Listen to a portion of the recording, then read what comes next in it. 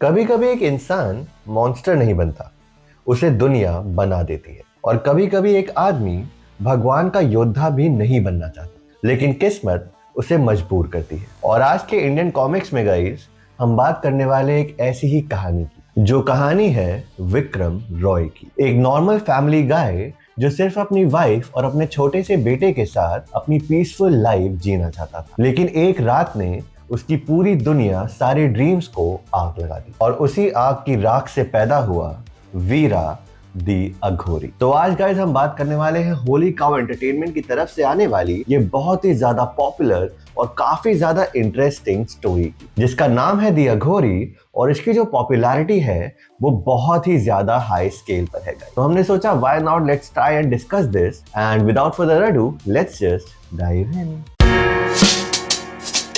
विक्रम रॉय की कहानी किसी सुपर हीरो की तरह शुरू नहीं होती है। ना उसके पास कोई सुपर पावर थी, ना प्रोफेसी थी, ना कोई सीक्रेट लीनिएज। वो बस हम लोगों की तरह एक आम इंसान ही था। एक हस्बैंड, एक फादर, एक ऐसा इंसान जो सिर्फ अपनी फैमिली के लिए जीता था। लेकिन डार्कनेस कभी वार्निंग देकर नहीं आती है। एक रात आई जब सब कुछ नॉर्मल लग रहा था, लेकिन विक्रम की जिंदगी में कुछ ऐसा घुस गया जो शायद ह्यूमन नहीं था, कुछ ऐसा जो इंसानों की समझ से बिल्कुल परे था। और ये कोई नॉर्मल क्राइम या एक्सीडेंट नहीं था, ये एक केयरफुली प्लान्ड सुपरनैचुरल सेटअप था। एक ऐसा ट्रैप जहां विक्रम को चॉइस ही नहीं दी गई। उसे एक ऐसे क्रॉस रोड पे खड़ा कर दिया गया जहां का हर एक रास्ता सिर्फ दर्द की तरफ ही जाता था। और उस रात उसने सिर्फ अपना घर ही नहीं खोया था, बल्कि अपनी पूरी आइडेंटिटी भी खो दी थी। और उसकी सबसे बड़ी सजा ये नहीं थी कि उससे उसकी फैमिली छिन गई। उसकी सबसे बड़ी सजा ये थी कि वो सब कुछ अपनी आंखों के सामने होते हुए देख रहा था। डार्कनेस ने सिर्फ उसे हराया ही नहीं,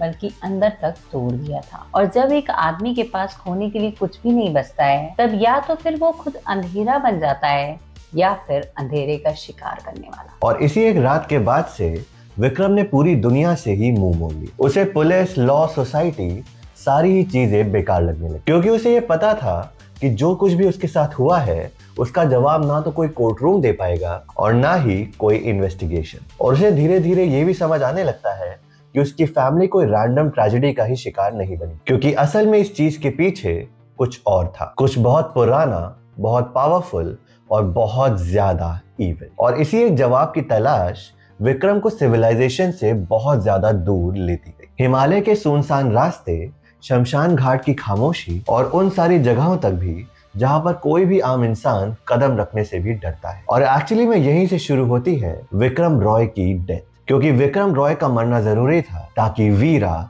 बॉर्न हो सके। यहाँ पर कहानी में आगे बढ़कर विक्रम पहुंच जाता है कुछ शैव अघोरियों के पास। ये वो कुछ लोग हैं जो किसी भी सोसाइटी के रूल को फॉलो नहीं करते। ये लोग मौत से डरते नहीं, बल्कि खुद उसे अपना गुरु मानते हैं। और जहां पर कोई आम आदमी शमशान घाट को देखकर भागने लगता है, वहीं पर ये अघोरी अपनी तपस्या करते हैं, क्योंकि उनका मानना ये है कि मौत कोई अंत नहीं है, बस एक छलावा है, एक डर है जिसे तोड़ना जरूरी है। यहाँ विक्रम की ट्रेनिंग किसी मार्शल आर्ट मोन्टाज जैसी नहीं है, ये एक तरह का स्पिरिचुअल टॉर्चर था। हर दिन उसे अपने अंदर के डर का सामना करना पड़ता और फ्यूनरल पायर्स की राख उसके कपड़े नहीं, बल्कि उसकी खुद की स्किन ही बन गई। जलती हुई चिताओं के बीच ध्यान लगाना उसका रूटीन बन गया और हर एक रिचुअल का सिर्फ एक पर्पस था, उस अंदर के इंसान को मार देना जो कभी विक्रम रॉय था। उसका ईगो, उसका फियर, उसका अटैचमेंट, सब कुछ धीरे धीरे जलने लगा। और इस प्रोसेस में सिर्फ उसकी बॉडी ही नहीं बदल रही थी,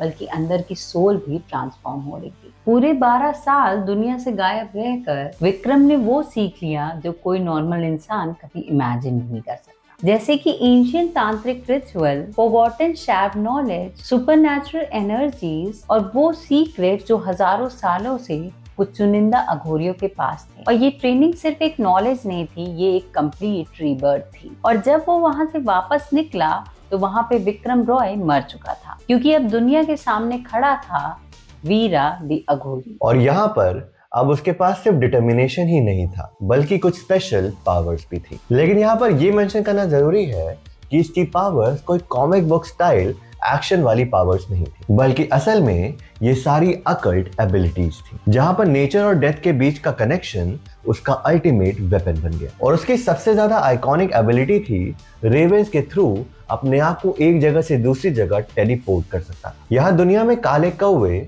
सिर्फ उसके लिए नॉर्मल बर्ड्स नहीं थे, बल्कि एक तरह से गेटवेज बन गए थे और शैडोज धीरे धीरे उसका रास्ता बनने लगे। यानी कि जहां जहां भी डार्कनेस थी वहां वहां पर वीरा था, और मौत का असली सिंबोलिज्म ही उसकी सबसे बड़ी स्ट्रेंथ थी। लेकिन इतना सब होने के बाद भी वो ट्रेनिंग, वो पावर्स एंड एवरीथिंग एल्स, यहाँ पर बस एक ही सवाल था जिसका जवाब वीरा ढूंढना चाहता कि उसकी फैमिली के साथ हुआ क्या था और किसने किया था। मगर जब वो मॉडर्न वर्ल्ड में वापस पहुंचता है तब उसे ये रियलाइज हो जाता है कि जो उसके साथ हुआ है, जो उसकी फैमिली के साथ हुआ है, वो सिर्फ एक बिगिनिंग थी। क्योंकि उसकी ट्रेजेडी किसी पर्सनल रिवेंज की वजह से नहीं थी, वो एक तरह का सिग्नल था, जैसे कोई कॉस्मिक चेस बोर्ड में पहला मूव कर रहा हो। यहाँ वीरा धीरे धीरे ये अनकवर करता है कि दुनिया के पीछे एक सीक्रेट वॉर चल रही है। दुनिया में कुछ ऐसी एंटिटीज हैं जो हजारों सालों से लोगों को मैनिपुलेट कर रही हैं। एंशिएंट डीमंस, फॉरबिडन कल्ट और सुपरनैचुरल फोर्सेस मिलकर एक ही ऑब्जेक्टिव पे काम कर रहे हैं, द एंड ऑफ डेज,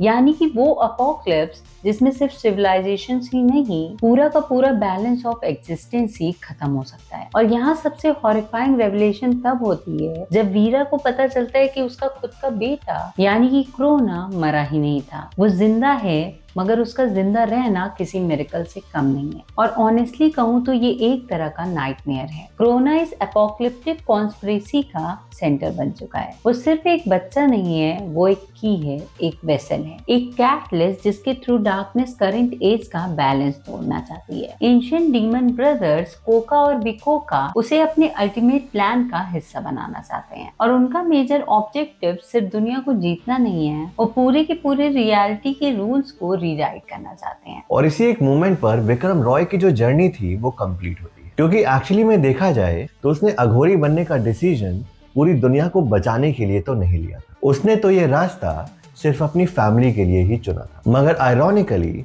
अब वो ऐसे क्रॉसरोड्स तक पहुंच चुका है जहां उसे सिर्फ अपनी फैमिली ही नहीं बल्कि पूरी दुनिया के लिए लड़ना होगा। और कहीं ना कहीं इस कॉमिक सीरीज में ये एक बहुत बड़ी ट्रेजेडी है जो वीरा को एक काफी कंपेलिंग कैरेक्टर भी बनाती है, क्योंकि यहाँ पर वो ना तो चोजन वन बनना चाहता है, ना तो कहीं का राजा, वो यहाँ पर सिर्फ एक फादर बनना चाहता है, लेकिन डेस्टिनी उसे बार बार वापस बैटलफील्ड पर ही लाकर पटक देती है। यह एक तरफ उसका बेटा है और दूसरी तरफ पूरी दुनिया, एक तरफ एक बाप का प्यार और दूसरी तरफ पूरी क्रिएशन का बैलेंस। और यहाँ पर वीरा को बार बार ये डिसाइड करना पड़ता है कि वो आखिर में कौन सा रूट चूज करेगा। और इसी वजह से गाइस, अघोरी सिर्फ एक हॉरर मिस्ट्री कॉमिक नहीं है, ये ग्रीफ, स्पिरिचुअलिटी, माइथोलॉजी और काफी यूनिक से कॉस्मिक हॉरर का भी एक परफेक्ट कॉम्बिनेशन है। यहाँ पर शमशान सिर्फ एक बैकग्राउंड नहीं है, मौत सिर्फ एंडिंग नहीं और राख सिर्फ जलने का ही निशान नहीं, बल्कि कहीं ना कहीं अपने अलग वे में ये सभी ट्रांसफॉर्मेशन को ही दर्शाते हैं। यहाँ विक्रम रॉय की कहानी हमें ये सिखाती है कि कभी कभी सबसे पावरफुल वॉरियर्स वो होते हैं जो पावर के लिए नहीं